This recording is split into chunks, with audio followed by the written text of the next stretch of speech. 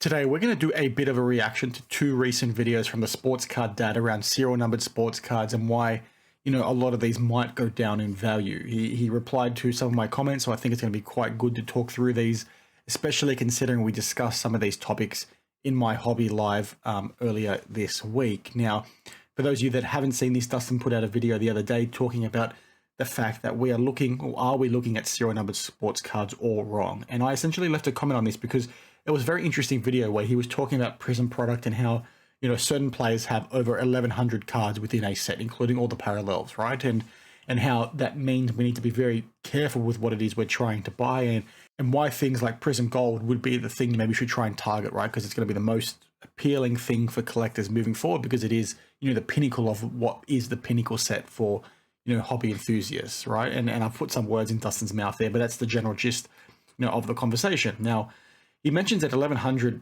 isn't a lot when you're looking at the number of cards for a player, especially if you're going in and targeting in on the lower cards. But I left a comment talking about some comments that I made in my live, as I mentioned earlier, where I basically say, it's perfect timing. I mentioned this in my live yesterday. I've got someone coming on in a week or so to talk about this further, as I did discuss in my live, because he's someone that helped me create my video on this when I did it a few months ago.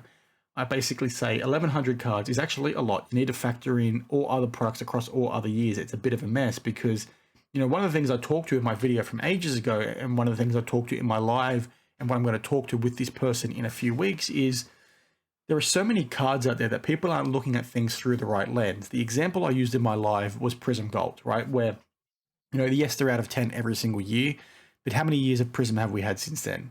How many years has that player been in that set, right? These things start to grow exponentially. And, when you're going to buy a Prism Gold now, if it's someone like LeBron James who's been in the product every single year, which is what, 11, 12 years now, that out of 10 is no longer out of 10. It is out of 120. And people need to factor that in when they're looking to buy the card. And that's basically what I talked to, in my video a few months ago, which I'm not sure Dustin had seen.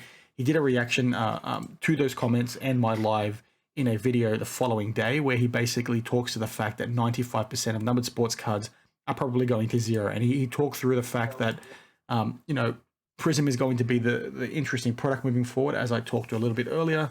But once again, talk through a few things like Prism Golds out of 10 are still going to be really interesting. And even if it is a 20-year product, it's still only out of 200, which, I still agree with. That's still quite scarce, right? But as I just mentioned, the general point that I'm trying to make on this, and I have in my previous videos, is that it's not out of 10 anymore. It's now out of 200 if you use that 20-year example. And people need to think of it through that lens. And they also need to think of it through the lens of, well, it's not just Prism, right? There's other products. And there's not just golds now in Prism. There's also gold shimmers and all those kinds of things. It sort of grows and grows and grows, the serial numbers that you're actually looking at. It's no longer just a gold card out of 10.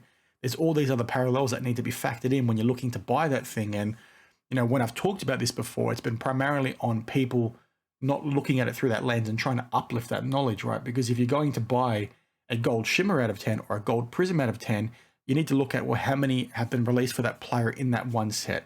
How many other parallels that look, similar now because they have black golds, gold shimmers, all those sorts of things.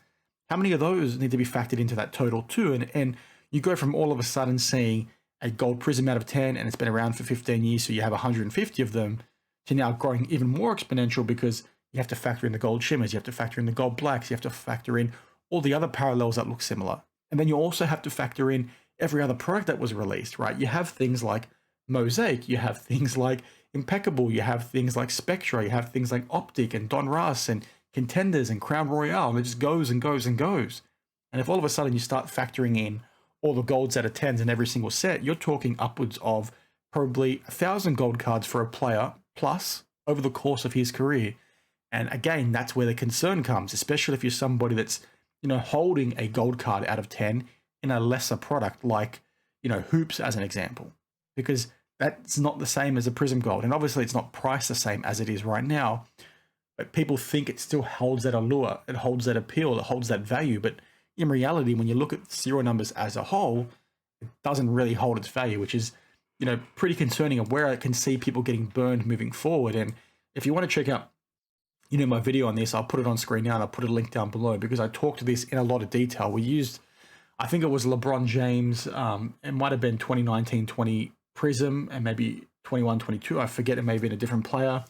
But we looked at, parallels out of 99 because people see those and say, well, that's cool. It's out of 99. I'm going to buy it and give a bit of money. But what we found by doing this research is if you look at just those 2 years of Prism and Spectra, I think it was, or Prism and Optic, LeBron has over 1,000 cards numbered to 99 or more. If you were to factor them all in, all the 99s plus all the 199s plus all the 299s, it just grows, really crazy. And that is just 1 year for 2 products. Numbers aren't what they make out to be, right? When you're looking at a card, don't just trust a number. Do a bit more research when you're looking at what you want to buy. Look at how many years have been released.